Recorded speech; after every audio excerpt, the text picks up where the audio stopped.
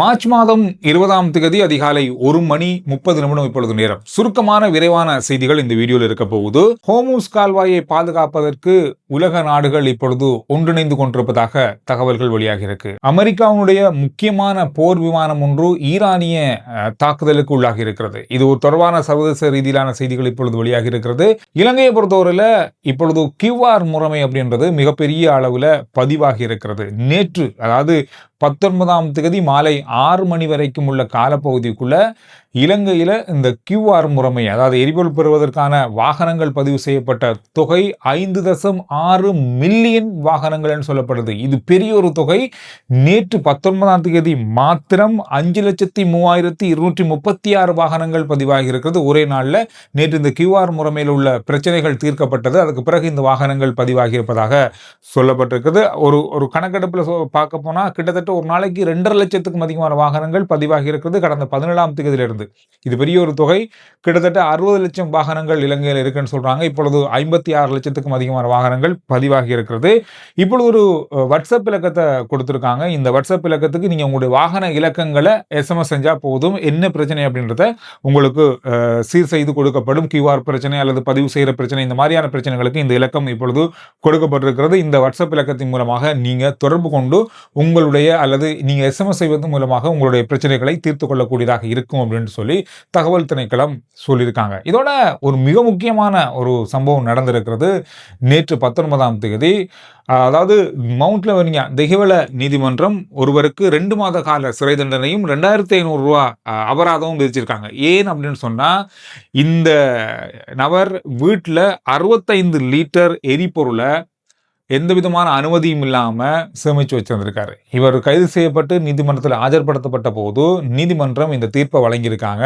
அதாவது அவங்க என்ன சொல்லியிருக்காங்கன்னு சொன்னா, இக்கட்டான இந்த சூழல்ல, எரிபொருள் பிரச்சனை இருக்கிற இந்த சூழல்ல எந்த விதமான அனுமதி பத்திரமும் இல்லாம இவர் 65 லிட்டர் எரிபொருளை வீட்டில் சேமித்து வச்ச குற்றத்துக்காக 2 மாத கால சிறை தண்டனையும் 2,500 ரூபா அபராதமும் விதிப்பதாக சொல்லியிருக்காங்க. எனவே கவனமா இருங்க. எரிபொருளை அனுமதி இல்லாம எந்த விதத்திலும் சேமித்து வைப்பது மிகப்பெரிய குற்றமாக கருதப்படுது. எனவே இந்த நேரத்தில் இது அதிகமான குற்றமாக கருதப்படுது. மிக மிக அவதானமா இருங்க. 2 நாளைக்கு முதல் நடந்த மிக முக்கியமான தாக்குதல், அதாவது கத்தாருடைய இயற்கை எரிவாயு தளம் மீது நடத்தப்பட்ட ஏவுகணை விமான தாக்குதல் சொல்லலாம், ஈரானால் நடத்தப்பட்டிருந்தது. இந்த தாக்குதல் மிகப்பெரிய அளவிலான இழப்பை இப்பொழுது ஏற்படுத்தி இருக்கிறது. அதாவது சாதாரணமான ஒரு தாக்குதலாக நாம செய்திகளில் பார்த்தாலும் இப்பதான் அதனுடைய தரவுகள் இப்பொழுது வெளியாக ஆரம்பித்திருக்கிறது. ரஷ் லெஃபான் இந்த இயற்கை எரிவாயு தளத்தினுடைய பணிகள் செய்து முடிக்கிறதுக்கு கிட்டத்தட்ட 3 முதல் 5 வருடங்கள் எடுக்கும்னு சொல்லப்படுது. இந்த தளத்தினுடைய 17% பகுதி சேதமடைந்திருப்பதாக இந்த தளத்தினுடைய கட்டுப்பாட்டாளர் சொல்லியிருக்காரு. இது ராய்ட்டர்ஸ் செய்தி நிறுவனத்துக்கு அவர் வழங்கிய செவியில இந்த தகவல்களை வெளியிட்டிருக்காரு. இந்த இழப்பு காரணமாக மிகப்பெரிய அளவான ஒப்பந்தங்கள் இப்பொழுது ரத்து செய்யக்கூடிய நிலைக்கு தள்ளப்பட்டிருக்கிறது. காரணம், இந்த நிலைமையால இங்க இருக்கிற வளமையாக இயற்கை எரிவாயு உற்பத்தியாகிற செயற்பாடுகள் முற்றுமுழுதாக தடைப்பட்டிருக்கிறது. இதன் காரணமாக சீனா, அதே போல இத்தாலி, பெல்ஜியம், தென்கொரியா ஆகிய முக்கியமான நாடுகளோடு செய்யப்பட்ட நீண்ட கால ஒப்பந்தம், இவங்களுக்காக இயற்கை எரிவாயு வழங்குகின்ற ஒப்பந்தம் ரத்து செய்யக்கூடிய நிலைமை ஏற்பட்டிருப்பதாக சொல்லியிருக்காரு. இந்த விஷயமானது கத்தாரினுடைய மிகப்பெரிய அளவான இழப்பாக பார்க்கப்படுது. இதோட உலகத்தினுடைய 20% இயற்கை எரிவாயுவை உலகத்துக்கு ஏற்றுமதி செய்கிற ஒரே இயற்கை எரிவாயு தளம் இந்த கத்தாருடைய இயற்கை எரிவாயு தளம் தான். இது பாதிக்கப்பட்டிருப்பது என்பது பெரிய ஒரு அனர்த்தத்தை இப்பொழுது ஏற்படுத்தி இருக்கிறது இயற்கை எரிவாயு சந்தையில். இதில் இன்னும் ஒரு முக்கியமான விஷயம் சொல்லப்படுதுன்னு சொன்னா, இது நாம் முதல்ல சொன்ன மாதிரி 3 முதல் 5 வருடங்கள் எடுக்கும் இதனை பூர்த்தி செய்வதற்கு. இன்றைக்கு நாளைக்கு இந்த யுத்தம் முடிஞ்சிடலாம், ஆனால் இதனால எவ்வளவு பெரிய பாதிப்பு ஏற்பட்டிருக்கிறது அப்படின்றது இது ஒரு உதாரணம். இதை போல பல விஷயங்கள் இன்னும் இருக்கு அப்படின்னு சொல்றாங்க. இந்த இயற்கை எரிவாயு தளத்தை முழுமையாக திருத்தி முடிப்பதற்கு கிட்டத்தட்ட 26 பில்லியன் அமெரிக்க டாலர்கள் தேவை. 1 பில்லியன் இலங்கை ரூபாவில் எவ்வளவுன்னு சொல்லி பார்த்தா 30,000 கோடி. அப்படி பார்த்தா 7,80,000க்கும் அதிகமான கோடிக்கணக்கான பணம் செலவிட வேண்டி இருக்கிறது கத்தாரால. இது ஈடுகட்ட முடியாத இழப்பு அப்படின்னு சொல்றாங்க.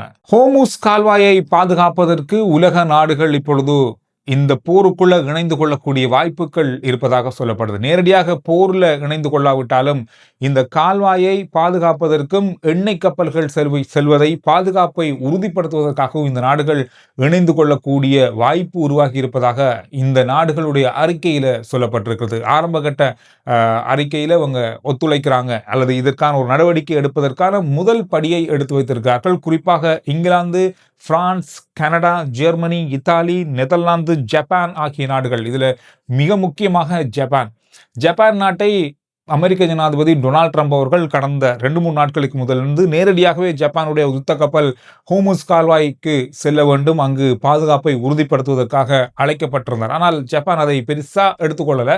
ஆனால் இப்பொழுது ஜப்பான் இந்த களத்தில் இறங்கக்கூடிய வாய்ப்பு இந்த நாடுகளோட இருக்கும்னு சொல்லப்படுது. இன்றும் அமெரிக்க ஜனாதிபதி டொனால்ட் ட்ரம்ப் அவர்கள் ஜப்பானை மிக நெருக்கமாக அழைத்திருக்கிறார். ஜப்பான் எங்களோடு நெருக்கமாக வேலை செய்கிற நாடு, இதற்கு உதவி செய்ய நிறைய வாய்ப்புகள் ஜப்பானிடம் இருக்கிறது. எனவே இதை ஜப்பான் செய்யும் என நான் எதிர்பார்க்கிறேன் அப்படின்ற மாதிரி சொல்லியிருக்காரு. இதுல இன்னும் ஒரு முக்கியமான விஷயம் என்னன்னு சொன்னா, ஜப்பான்ல கிட்டத்தட்ட 45,000 அமெரிக்க இராணுவத்தினர் இருக்காங்க. அங்க இருக்கிற படைத்தளங்கள் மீது இராணுவத்தினர் இருக்காங்க. அமெரிக்காவுடைய இராணுவ வீரர்கள் என்பது குறிப்பிடத்தக்கது. அதோடு மட்டுமல்லாமல் இங்கு மிக முக்கியமாக பார்க்கப்படுற விஷயம், ஜப்பானுக்கு ஹோர்முஸ் கால்வாய் வழியாகத்தான் 90% எண்ணெய் இறக்குமதி நடக்கிறது. அந்த பகுதி தான் மிக மிக முக்கியமானது. இது மூடப்பட்டிருப்பது அல்லது இது பெரிய அளவாக ஆபத்துக்குள்ளாக இருப்பது என்பது ஜப்பானுடைய எரிபொருள் அந்த தளங்களையே மிகப்பெரிய அளவாக பாதித்திருக்கிறது. ஈரான் சொல்லி வராங்க, எதிரி நாடுகளுடைய கப்பல்கள் இந்த பகுதியாக செல்ல அனுமதிக்க மாட்டோம் என்று. அதுல ஒன்று ஜப்பானும் கூட. காரணம்னு சொன்னா, ஜப்பான் நேரடியாக அமெரிக்காவுக்கு உதவி செய்யாவிட்டாலும் இந்த மத்திய கிழக்கு நாடுகள் மாதிரி அந்த நாட்டில் அமெரிக்காவுடைய படைத்தளங்கள், விமான படைத்தளங்கள் இருக்கு. 45,000 ராணுவ வீரர்களே அமெரிக்காவுடைய ராணுவ வீரர்கள் ஜப்பான்ல இருக்காங்கன்னா பாருங்க. அந்த அளவுக்கு மிகப்பெரிய இடம் ஜப்பான்ல இருக்கிறதால இது ஒரு பெரிய அளவான ஒரு சவாலாக ஜப்பானுக்கு இருக்கும் அப்படின்னு சொல்லி எதிர்பார்க்கப்படுது. இதுல இன்னும் ஒரு முக்கியமான தகவல் இப்பொழுது அல் ஜசீரா தொலைக்காட்சி மூலமான செய்தியில பார்க்க கிடைச்சது. அமெரிக்காவுடைய மிக முக்கியமான, அதாவது அதிபயங்கரமான ஒரு போர் விமானம் இஸ்ரேலிய ராணுவ தாக்குதலுக்கு உள்ளாகி இருக்கிறது. அதாவது வான் தாக்குதலுக்கு உள்ளாகி இருப்பதாக சொல்லப்பட்டிருக்கிறது. F-35 அப்படின்ற யுத்த விமானம் தாக்குதலுக்கு உள்ளாகி இருப்பதாக ஈரானிய ராணுவம் உறுதி செய்து தகவலை வெளியிட்டிருக்காங்க. இது தொடர்பாக அமெரிக்கா பக்கமாக எந்த விதமான தகவலும் இதுவரையில் வெளியாகல.